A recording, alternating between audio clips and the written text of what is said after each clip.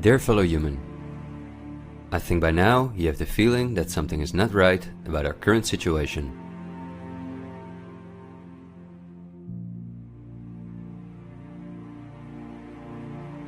But I also think that the many ill-founded conspiracy theories may have caused you to distance yourself from both the media scaremongering and from those who spread the conspiracy theories.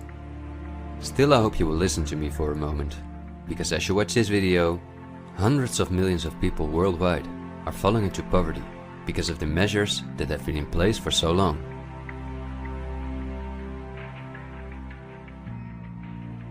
And although the biggest economic crisis that we will ever experience may not have affected you personally yet, it's only a matter of time before the ripple effects also reach you and your loved ones. This is not alarmism, but the harsh reality we face. I also think that we can limit the damage and even benefit from it if we are properly and objectively informed about our current situation. Therefore, I would like to show you some easy verifiable facts that I think are essential. Less than a handful of megacorporations dominate every aspect of our lives. That may seem like an exaggeration, but from the breakfast that's on the table in the morning, to the mattress we sleep on at night, and everything we do, put on, or consume in between, all are largely dependent on these corporations. These are investment companies of immense proportions, and they manage the major money flows on Earth. They are the protagonists of the play which we are currently witnessing. So as not to take up too much of your time, I've summarized the most important information as briefly as possible. How does it work? Let's take as an example a company like PepsiCo, which is the parent company of many of the most popular soft drinks and snacks in the world. There appear to be many different competing brands, but they all come from the factories of a small number of corporations that together have a monopoly on the industry.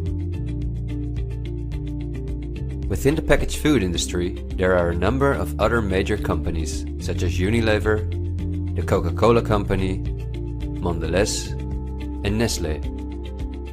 On this image, you see that virtually every well-known brand in the packaged food industry belongs to one of these corporations. You can easily get this kind of information. You can verify it on the websites of the relevant brands or on Wikipedia. Companies of this size are usually publicly traded and have a board where the largest shareholders call the shots. On websites like Yahoo Finance, we can find detailed company information, including who the largest shareholders of these companies are.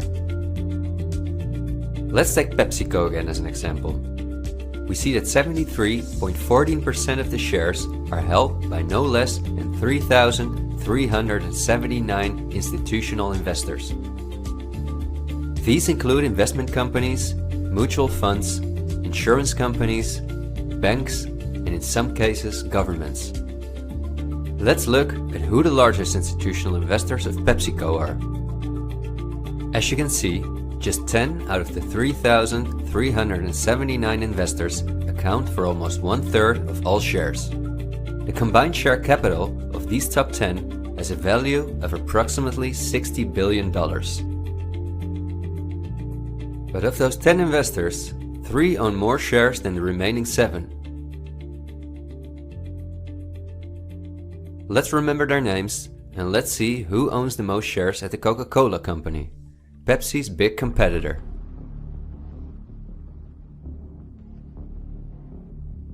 We see that just like with PepsiCo, the majority of the shares are held by institutional investors. Let's look at the top 10 and start with the last one of them. 4 out of these 6 institutional investors we also saw at the last 6 of PepsiCo. These are Norton Trust, JP Morgan Chase, Geode Capital Management, and Wellington Management. Now, let's look at the 4 largest shareholders. 3 of these we also saw in the top 4 at PepsiCo. They are BlackRock, Vanguard, and State Street. And there's another one, Berkshire Hathaway. These are the 4 largest investment companies on the planet. PepsiCo and Coca-Cola are anything but competitors. But also the other big companies that own many brands, such as Unilever, Mondelez and Nestlé, are owned by the same small group of institutional investors, and you don't only find these names in the packaged food industry. For example, let's look up on Wikipedia what the largest companies are within the technology industry. Facebook owns WhatsApp and Instagram. Together with Twitter, they form the most popular social media platforms in the world. Alphabet is the parent company of all Google businesses, including YouTube and Gmail, but they are also the biggest sponsors and developers of Android, one of the two operating systems on which almost all smartphones and tablets in the world run. The other operating system is Apple's iOS. Finally, if we add Microsoft to the other three, we see that 4 companies produce the software that almost all computers, tablets and smartphones in the world depend on. Let's see who owns the most shares of these powerful companies. If we look at Facebook, we see that more than 80% of the shares are owned by institutional investors. These are the same names we saw in the food industry. Again, the same investors at the top. Then Twitter, which with Facebook and Instagram makes up the top 3. Amazingly, we see that the company is also owned by the same investors.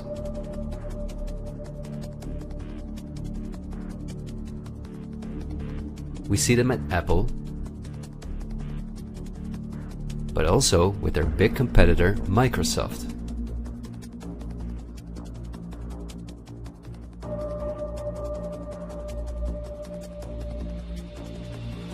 When we look at all the other companies that dominate the technology industry and build our computers, TVs, smartphones and household appliances, we see the same big investors who own a majority of the shares.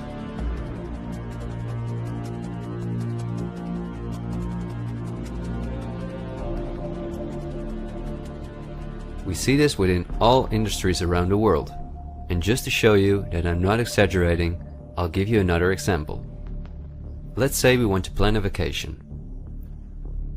On our computer or smartphone, we look for a cheap flight to the sun through websites like Skyscanner and Expedia, both of which belong to the same group of institutional investors. We fly with one of the many airlines, of which the majority of the shares are often owned by the same investors or by governments, like Air France-KLM. The aircraft we fly is in most cases a Boeing or an Airbus. Again, we see the same names. We look for a hotel or an apartment through Booking.com or Airbnb.com.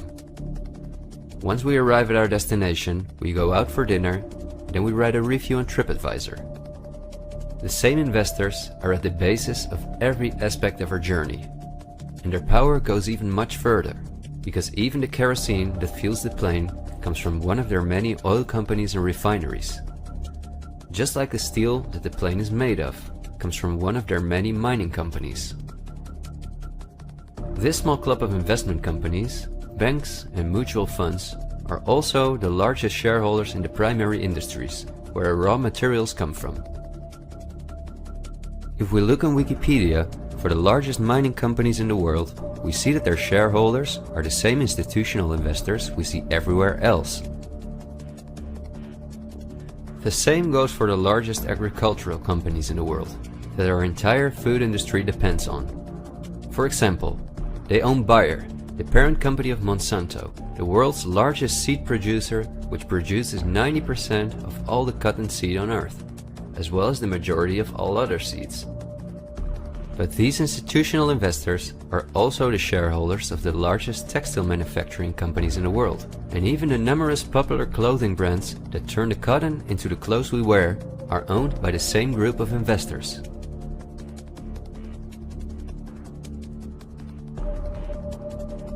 Whether we have the world's largest solar panel producers or the largest oil refineries, the shares are managed by the same companies.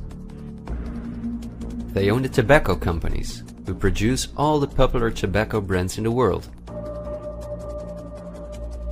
But they also own all the major companies in the pharmaceutical industry and the scientific institutes that produce the drugs. They own the companies that produce our metals and raw materials, and the entire automobile, aircraft and arms industry where those metals and raw materials are processed.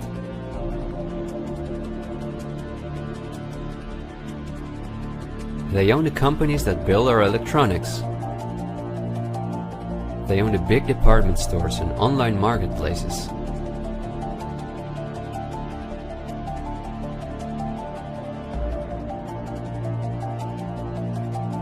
And even the payment methods that we use to pay for their products.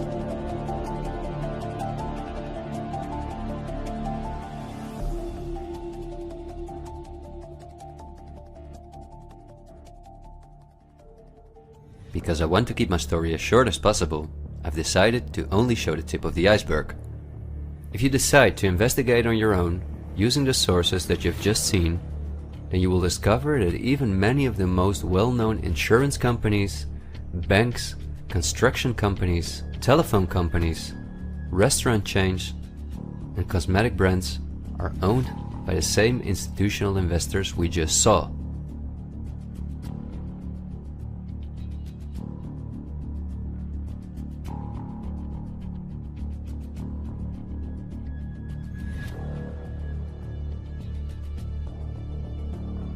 These institutional investors are, as I told you earlier, mainly investment companies, banks and insurance companies. They are in turn also owned by shareholders. Now, what is the most amazing thing? All of these institutional investors own each other's shares, and together they form an immense network that we can compare to a pyramid. The smaller institutional investors are owned by larger investors, who in turn belong to even larger investors. The visible top of this pyramid consists of only two companies, and we have seen their names many times by now. They are Vanguard and BlackRock. The power of these two companies is something we can barely imagine. Not only are they the largest institutional investors of every major company on Earth, they also own the other institutional investors of those companies, giving them a complete monopoly. According to a report by Bloomberg, one of the most respected institutions in the world in the field of financial data and analytics, experts expect that by 2028 both companies will collectively manage about $20 trillion in investments, and in the process will own almost everything on Earth. The same Bloomberg called BlackRock the fourth arm of government, because it is the only non-government entity that has a close relationship with the federal banks, also called the central banks. BlackRock not only lends money to the federal banks, but is also their principal advisor and the developer of the computer system that the federal banks use. Dozens of BlackRock employees had senior positions in the White House during the Bush and the Obama administrations, and currently under Joe Biden. BlackRock CEO Larry Fink is a welcome guest with many heads of state and politicians, and understandably so. He's the face of the company that pulls the strings.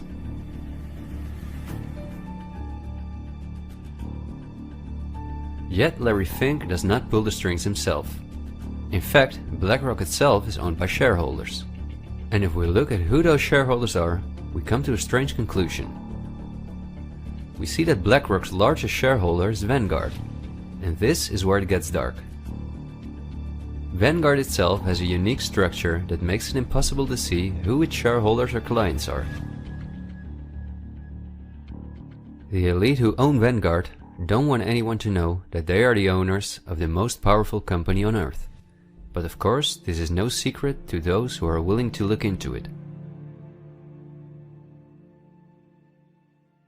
Reports by Oxfam and Bloomberg show that 1% of the world's population collectively owns more money than the other 99%.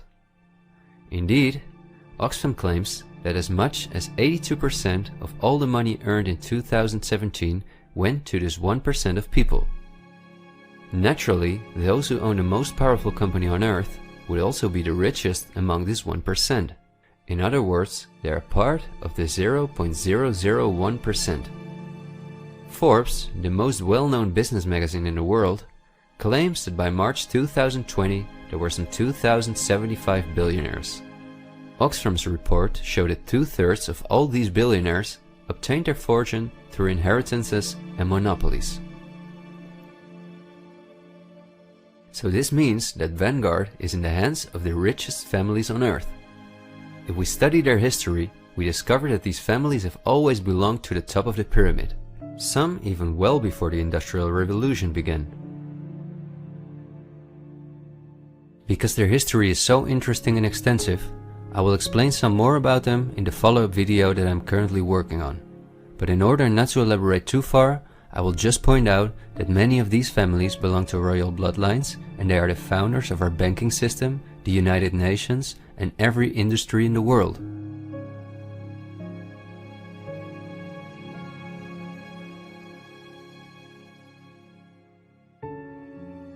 These families never lost their power, but because of an increasing world population, they were forced to hide behind investment companies such as Vanguard, whose largest shareholders are the private funds and non-profit organizations of these families.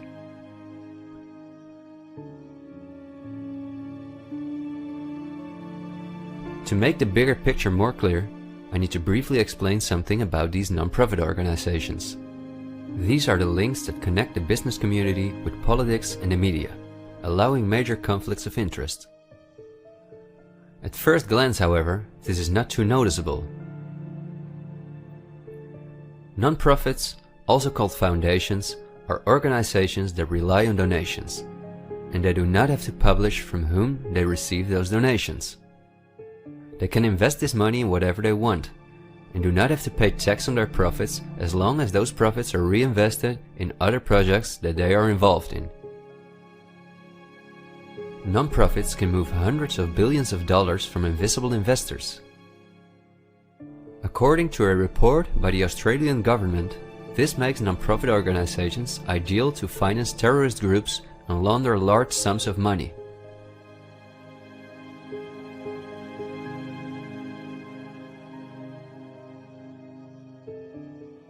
The foundations and funds of the families who are highest in the hierarchy of the 1% hide behind the scenes as much as possible. However, for cases that have a lot of publicity and attention, they use the foundations of philanthropist families that are lower in the ranking, but who are also extremely wealthy.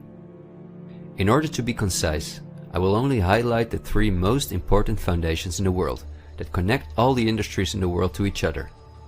These are the Bill and Melinda Gates Foundation, the Open Society Foundations of the controversial multi-billionaire George Soros, and the Clinton Foundation.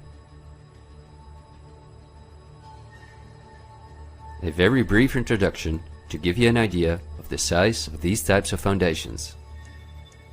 According to the official website of the World Economic Forum, the Gates Foundation is the largest funder of the World Health Organization, after President Donald Trump halted the funding of the WHO by the US in 2020.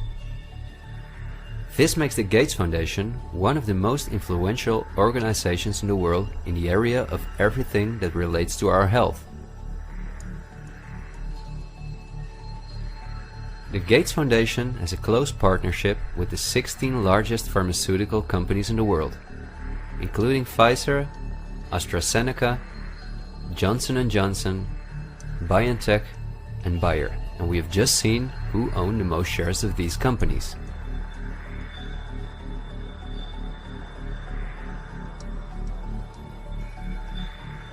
Bill Gates was anything but a poor computer nerd who made it to one of the richest people in the world, but he came from a philanthropic family that, just like himself, worked for the absolute elite.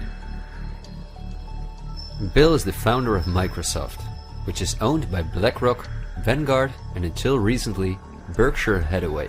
But at the same time, the Gates Foundation is the largest shareholder after BlackRock, Vanguard, and State Street in Berkshire Hathaway, where he was even on the board for a while. We would spend hours if we considered everything the Gates Foundation, the Open Society Foundations of George Soros, and the Clinton Foundation are involved in. But because they connect us with the next topic and with the current events, this brief introduction was important. I think the next topic should start with a question. A random person like myself, with very little experience in video editing, using an old laptop, can in 20 minutes objectively portray that only 2 companies have a total monopoly over all the industries in the world. So the natural question is, why don't you hear about all of this in the media? What? It's a good question. Every day we have the choice between countless reports, documentaries and television programs, and yet not one of them talks about this. Is it something not interesting enough? Or might there perhaps be other interests at play? The answer we get again from Wikipedia. About 90% of the international media is owned by 9 media conglomerates. The companies owned by these media conglomerates are too many to mention, so I'm just going to show you the most important brands that we all know. Viacom CBS is the parent company of, among others, all CBS channels, Paramount, where the most famous movies and series in the world come from, MTV, Comedy Central, Nickelodeon, the popular British Channel 5 and the popular Australian 10. Guess who the largest shareholders of Viacom CBS are? Before we look at the other major conglomerates, let's not forget to mention our extremely powerful streaming monopolists, Netflix and Amazon Prime, both of which belong to the same shareholders. Then AT&T, which is the parent company of Warner Brothers, HBO, Discovery Channel, CNN, Cartoon Network, TNT, DC, and many other well-known brands. Guess who the largest shareholders of AT&T are?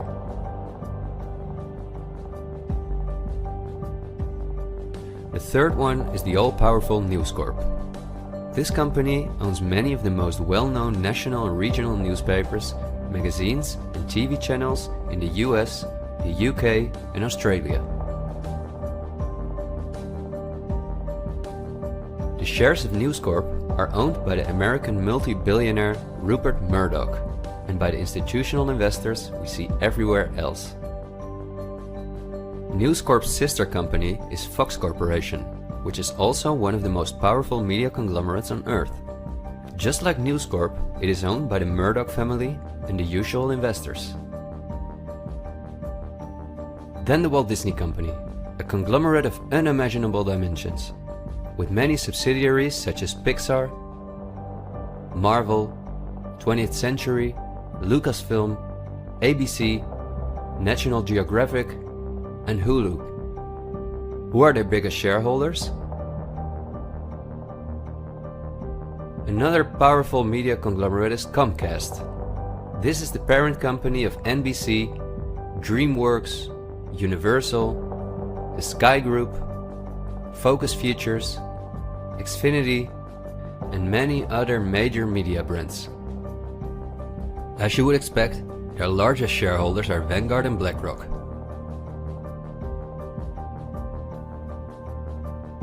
I could go on for hours and show that in almost every country on Earth, the local media is in the hands of these kind of conglomerates, which in turn are owned by our institutional investors or by extremely rich and powerful elite families. In the UK, for example, virtually all popular newspapers and magazines are owned by the Daily Mail Group, Reach and the aforementioned News Corp. In the Netherlands, the entire media is in the hands of the Persgroep, Mediahuis and Bertelsmann. And in Germany, the entire media is either controlled by the German government, ProSiebenSat.1, Axel Springer, and again, Bertelsmann, which is also a conglomerate of unprecedented dimensions. Not only is this the parent company of the largest book publisher in the world, Penguin Random House, and owner and founder of BMG Music, Bertelsmann also controls a large part of the European media through their subsidiary RTL, a company with 67 TV channels, 10 streaming platforms and 38 radio stations. Bertelsmann is owned by the ultra-rich Bertelsmann-Mohn family, who openly collaborated with the Nazis. Because of this, Reinhard Mohn was held as a prisoner of war in the US. Besides RTL, Bertelsmann also owns a large part of the French mainstream media. And together with Mediaset, the powerful Italian conglomerate of former President Berlusconi that controls the most important part of the Italian mainstream media, they also own all popular Spanish TV channels. Now, to complete the picture, let's look at where the news comes from that all these media outlets are feeding us on a daily basis. The various news media do not produce their news themselves, but use information and images from news agencies such as Reuters, the Dutch ANP, and the French AFP. These organizations are anything but independent. Reuters is owned by the powerful Canadian Thomson family. The ANP is owned by Dutch investor Kees Omen, and the AFP is largely financed by the French government.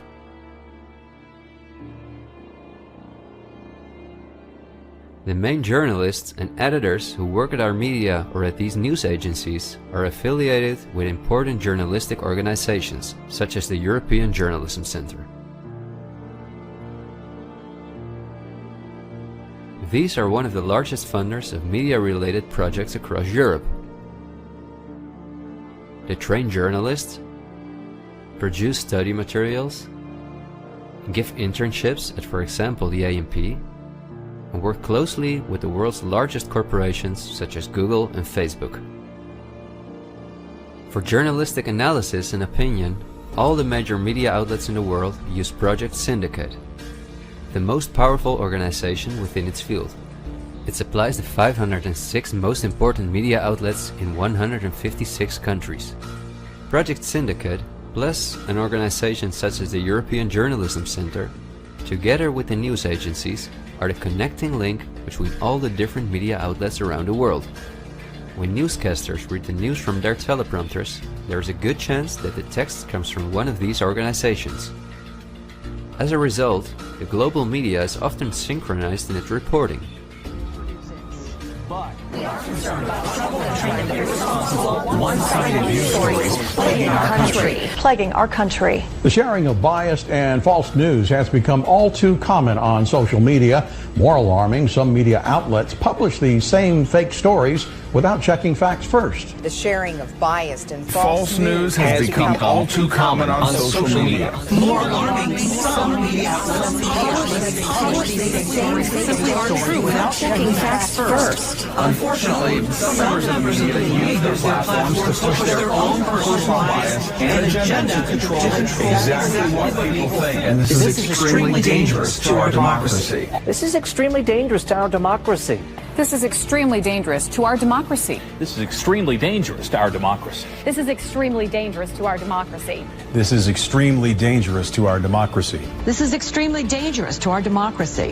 This is extremely dangerous to our democracy. This is extremely dangerous to our democracy. This is extremely dangerous to our democracy. This is extremely dangerous to our democracy. This is extremely dangerous to our democracy. In September 2020, the European Journalism Centre and Facebook set up a fund to support selected news organizations to do the reporting during the corona crisis. Let's see who the organizations are that, along with the news agencies, produce our news. At Project Syndicate, we see the Bill and Melinda Gates Foundation, the Open Society Foundation, and the European Journalism Centre.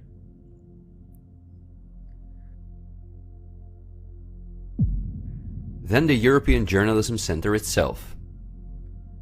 Again we see the Gates Foundation and the Open Society Foundation. And they also receive large donations from Facebook, Google, the Dutch Ministry of Education, Culture and Science, and from the Dutch Ministry of Foreign Affairs. The organizations that are at the heart of our information flow are funded by the non-profit organizations of the same elite who also controls the entire media. However, a part of our tax money goes to these organizations as well.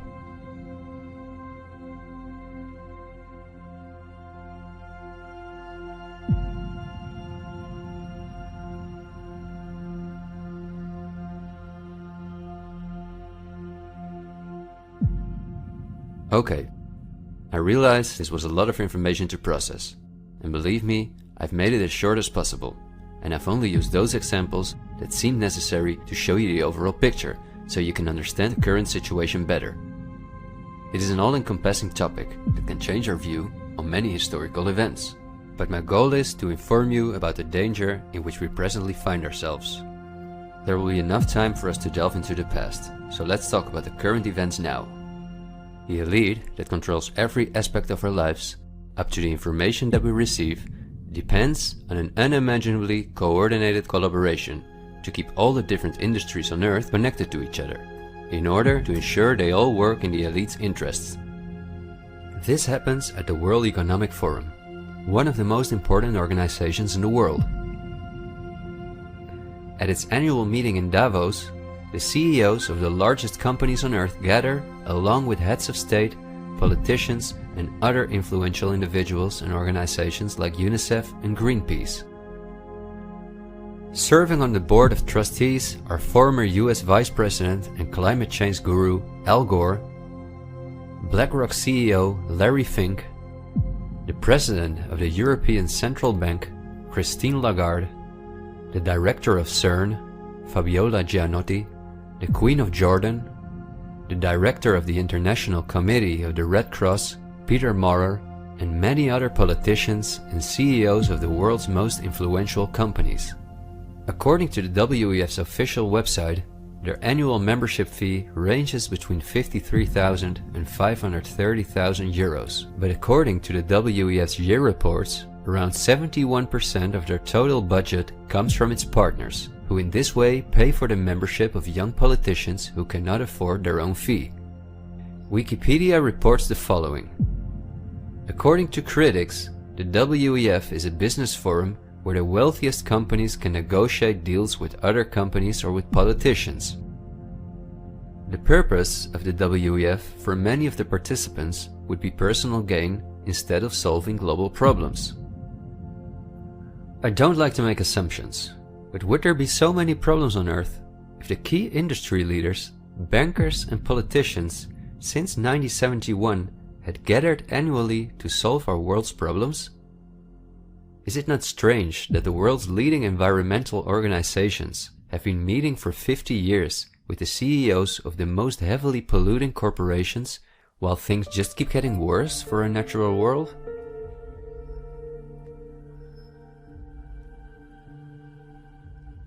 That these critics of the WEF are right soon becomes clear when we look at who the most important partners are that account for almost 71% of the WEF's budget.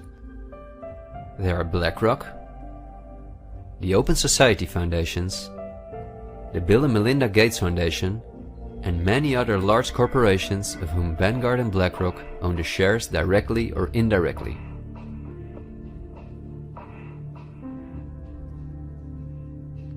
The president and founder of the WEF is Klaus Schwab, a German professor and businessman.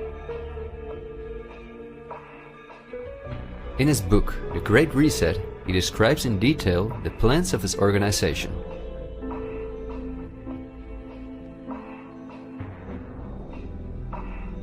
The coronavirus, according to him, is the excellent opportunity to literally reset our society in every regard. He calls this Build Back Better, and this slogan seems to be the motto of all globalist politicians in the world. And it's now a historical moment, a crucial moment, to rebuild the future, to reset our policies. And of course, we also want to work together on building back better. You know, I said we're going to build back and we're going to build back better. It's certainly a major crisis, but it also offers us a unique opportunity. We must use this historical opportunity. Together we can turn a crisis into an opportunity. But this global pandemic has also created an opportunity to build back better. To build back better later. But also to build back better. To build back a better world. To build back better. We can't just build back, we got to build back better. And achieve the Sustainable Development Goals. And climate action is an essential part of that. According to Schwab, our old society should be exchanged for a new one, in which countries give up their sovereignty to an all-encompassing world government, in which people own nothing but work for the state, in exchange for their housing, healthcare, and all their other basic needs. All of this is necessary, according to the WEF, because our modern consumer society, which the elite themselves imposed on us, can't keep going as it is. It's no longer sustainable.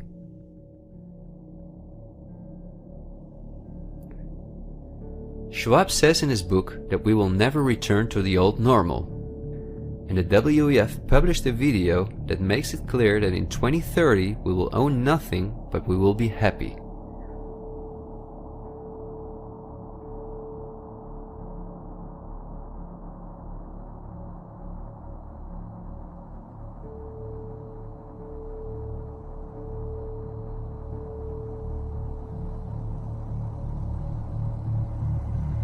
You've probably heard some talk about the New World Order.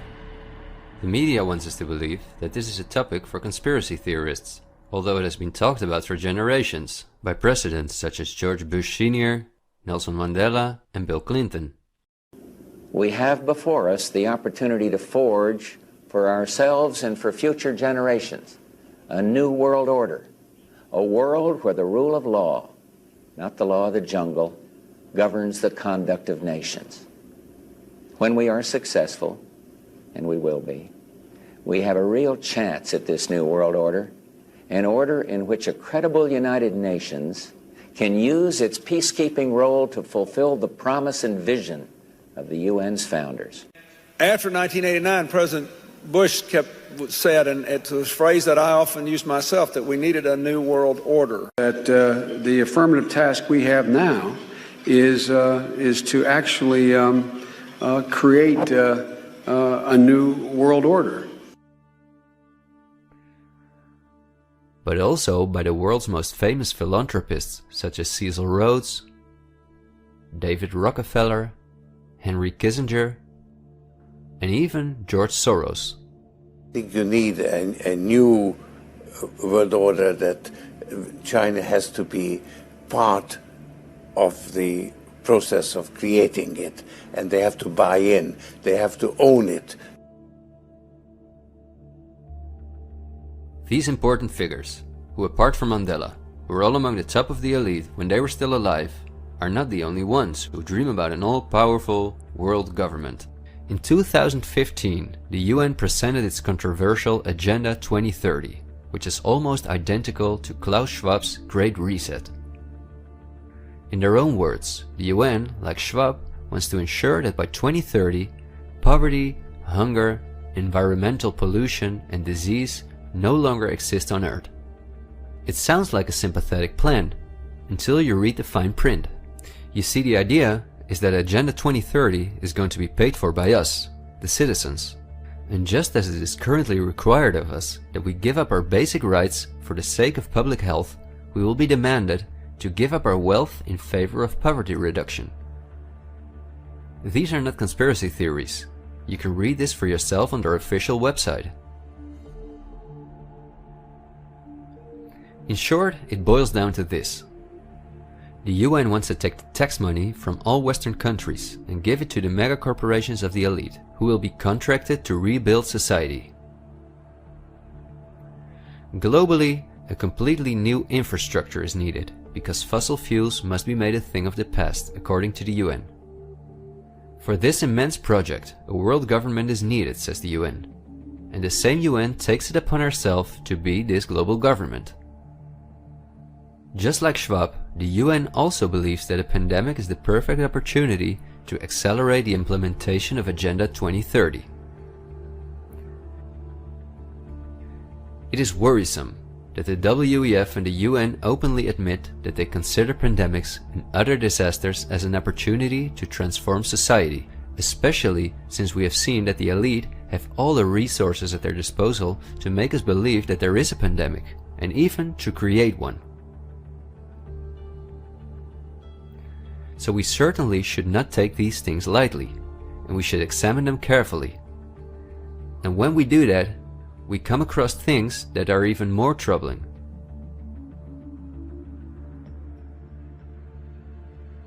On Friday, October 18, 2019, months before the pandemic was declared, a meeting was held at the Pierre Hotel in New York City for a select group of about 130 very important guests, including politicians and the world's most respected medics and pharmacists. The purpose of the meeting was to simulate the possible scenarios in the event of a global pandemic.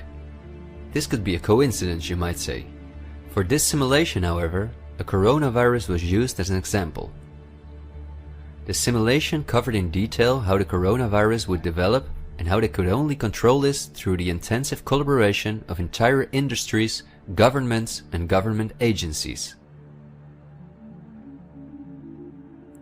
Once again, a new world order to save us from destruction.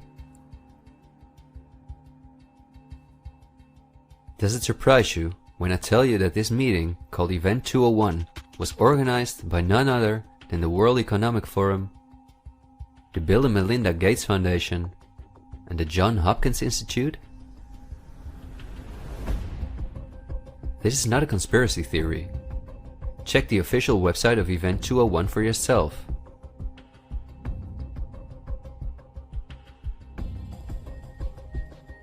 Perhaps at this point it will no longer surprise you that the German Robert Koch Institute, which like every national health institute in the world is closely linked to the WHO, which is funded by Bill Gates, created a similar simulation in 2012. As was the case during Event 201, the simulation assumed the coronavirus. This simulation assumed that in a Southeast Asian food market, a coronavirus would spread from animal to human. How coincidental, isn't it? In this simulation, it takes several weeks for the authorities to identify the virus, allowing it to spread worldwide. The simulation is made of the consecutive 3 years, in which there are lockdowns and economies are destroyed. But also the impact on society is simulated in all aspects, even the protests. I won't tire you with the details. In fact, you can download this analysis for yourself from the website of the German government. The last thing I want to show is an excerpt from a lecture that Belgian top virologist Mark van Ranst gave on January 22, 2019 at the Chatham House, a major non-profit organization in London, where important world leaders meet to discuss global issues. Winners of the Chatham House Prize include Hillary Clinton, Melinda Gates, and John Kerry.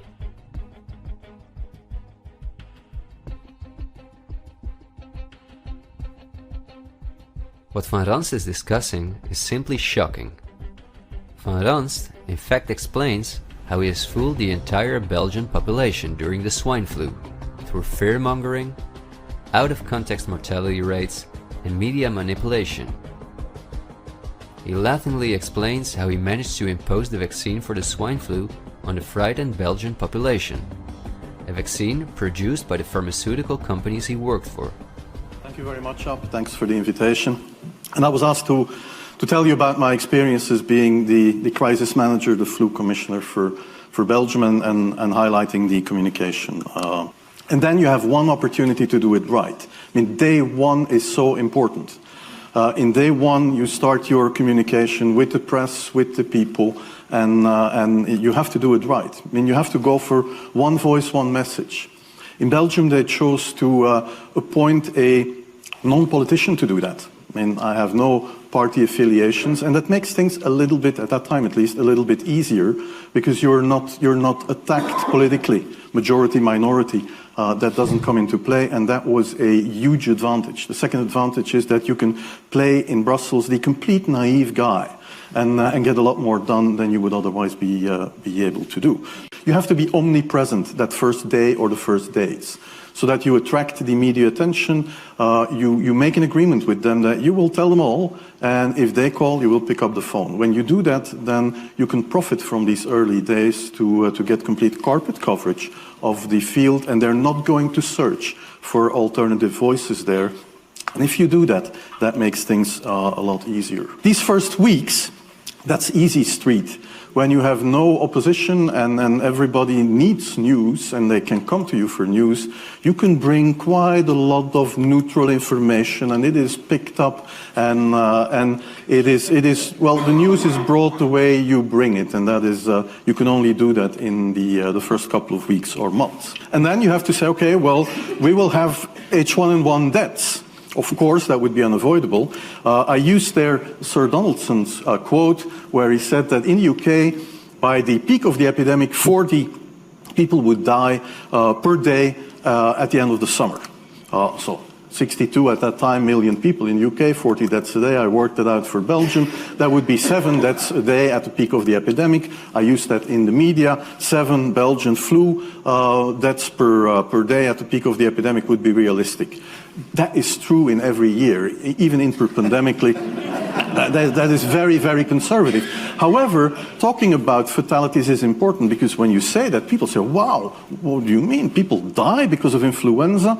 And that was a necessary step to take. And then, of course, a couple of days later, you had the first H1N1 death in the country, and the scene was set and it was already talked about. And then you had to pick who is going to be vaccinated first. And then, well, women and children first, whatever. I mean, risk groups, they were important. And then I misused the fact that the top football soccer clubs in Belgium inappropriately and against all agreements vaccinated they made their soccer players priority people. So I said I can use that, because if the population really believes that this vaccine is so desirable that even the soccer players would be dishonest to get their vaccine, I said, okay, I can play with that. So I made a big fuss about this. This is Van Ranst is raving mad, but it worked. The Chatham House organization is also funded by all major corporations of the elite, the Gates Foundation and the Open Society Foundations. We could talk for hours about the coronavirus, which has a survival rate of 99.98%, and about the incomprehensible measures that are destroying our society. Millions of entrepreneurs have lost their income. Countless elderly people have died in loneliness, isolated from their families. But I think we have reviewed enough facts that put the global COVID measures in a broader context, seen from the perspective of the elite. This extremely wealthy elite, collectively of tens of thousands of billions, has no problem whatsoever with the fact that more than 40% of the world's population has to live on less than $5.50 a day, or that millions of children are dying from the drinking water contaminated by them, or from malnutrition, or by their bullets and bombs. They just want to get more powerful. The elite have absolutely no intention to share their wealth with us. In fact, they are honest about their plans to take even the last bit from us, and those plans are being rolled out as I'm telling this. The underlying motives of the elite will not be explained in this episode, because for this we have to dive into history and discuss topics that are beyond our modern rational thinking. But for now you may understand well enough with the simple logic that a new world order, or an all-encompassing world government, is the only way for a small elite to retain its power over an ever-increasing world population. Companies like BlackRock and Vanguard do not benefit from national borders, import taxes, and real diversity.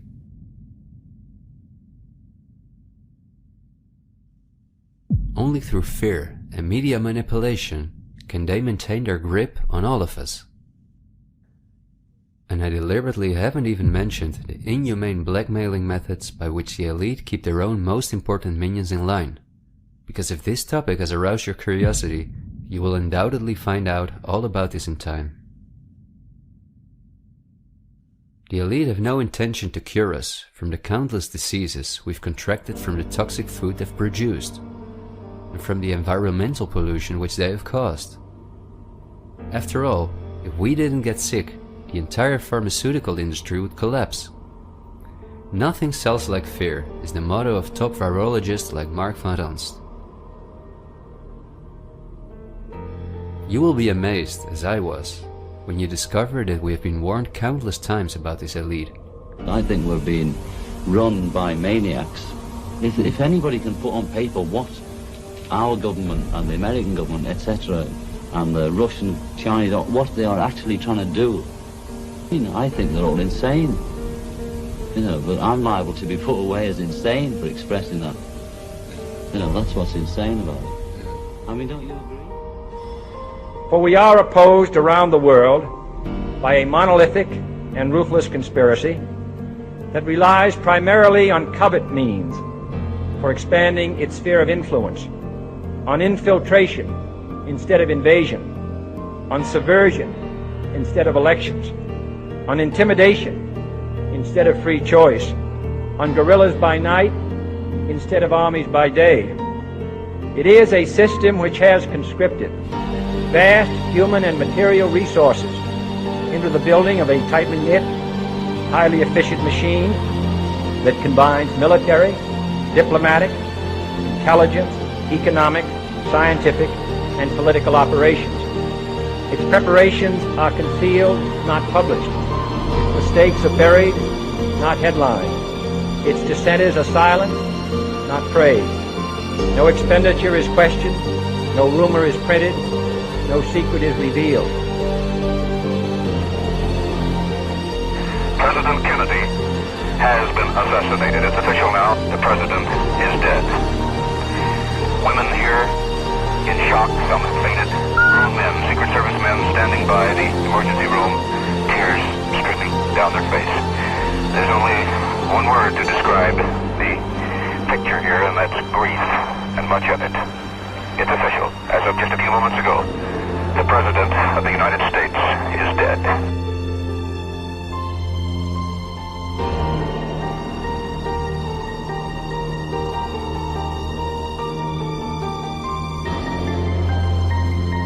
When you're talking about like really elite levels, the name of the game is blackmail. That's what runs the whole system, basically. They want compromised people because they're easy to control. I'm not suicidal. I'm not suicidal.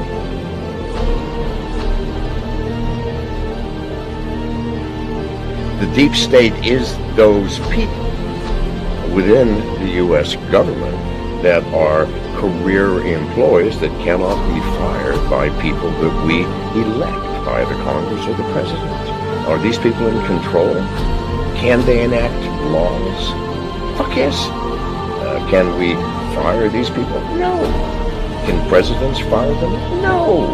It's designed that way so that political parties and political interests cannot affect the deep state. Do you understand the nightmare of our situation, people? It is no secret. It is as open as it can be. The deep state does control America. Wake up, people, please. God, use some common fucking sense. Thank you.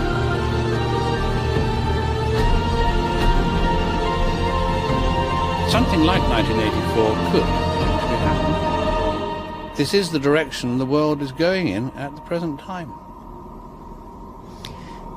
In our world, there will be no emotions except fear, rage, triumph, and self-abasement. The sex instinct will be eradicated. There will be no loyalty except loyalty to the party. But always there will be the intoxication of power. Always, at every moment, there will be the thrill of victory, the sensation of trampling on an enemy who is helpless. If you want a picture of the future, imagine a boot stamping on a human face forever. The moral to be drawn from this dangerous nightmare situation is a simple one. Don't let it happen. It depends on you. With this video, I hope to reach you, to reduce the ever-increasing distance between us. Only when we are divided can the elite retain its power over us. The greatest fear of the elite is that we will realize what is really going on Earth. And the only way the elite thinks they can prevent this from happening is through censorship,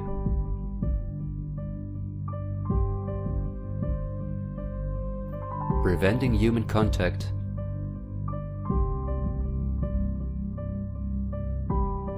the incessant framing of political opponents and those who think differently,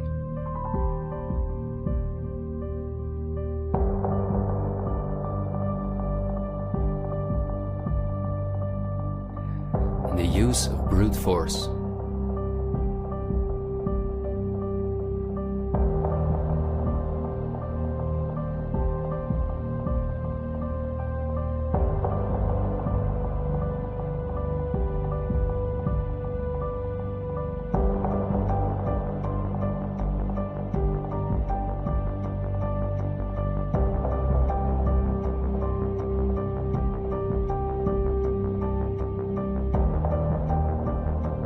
The plans of the elite are clear, and so is the ruthless way in which they want to accomplish them. If we allow this to happen, a new society will be built on the ashes of what we once knew. A new society in which we will own nothing, not even a home of our own. The elite wants to make sure that between now and 2030, everything you now own will be theirs. For this, devastating economic crisis is necessary. First, the middle class is attacked, which is the backbone of society. Entrepreneurs are forced to go into tremendous debt, which will ultimately cause them to lose all their possessions. After that, things will move quickly.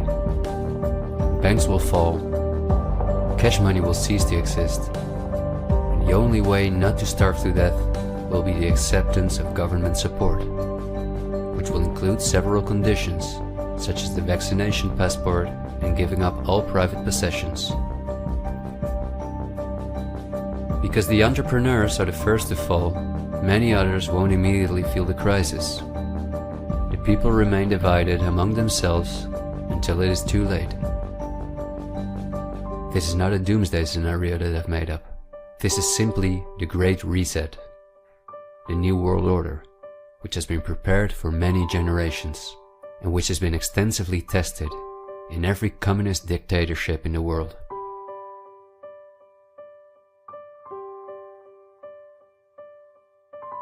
But this can also go a different direction, and instead of a great reset, we can cause a great awakening and create a world where no one has to go hungry, and where we can live in a sustainable way, in freedom with each other and with nature.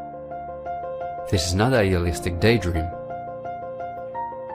There have always been forces that have sought to break the power of the elite, but until recently, our means of communication were always insufficient to get a mass network in motion. The elite have always kept us in ignorance about the discoveries of geniuses such as Tesla, who was far advanced in the field of clean, free energy. Or Dr. Rife, who used radio waves to cure at least 16 terminal cancer patients before he, just as Tesla, died in a suspicious manner. Or Henry Ford, who in 1941 had already made a car out of bioplastic that proved stronger than steel. The elite have hidden countless such techniques from us because they form a threat to their monopolies in every industry. These were techniques that would have given us freedoms and put the elite's power at risk, which is based on our fear and dependence on their projects. These are not conspiracy theories, but facts. What I am saying is that a world of new possibilities is opening up for all of us, where there is no poverty, no pollution, diseases, or wars, and in which governments work for the welfare of the people rather than the other way around. Countless ailments that provide the pharma industry with hundreds of billions of dollars will be cured. No one will have to work their ass off to live a dignified life.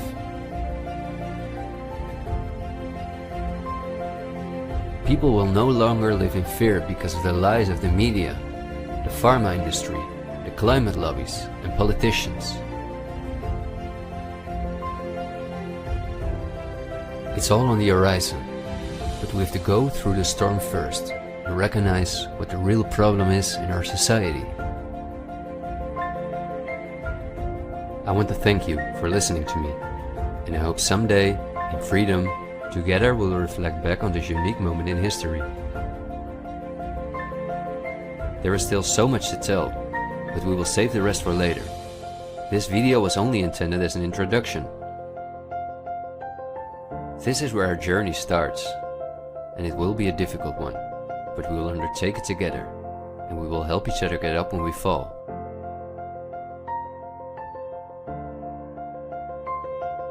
We will not be afraid. We are the 99%.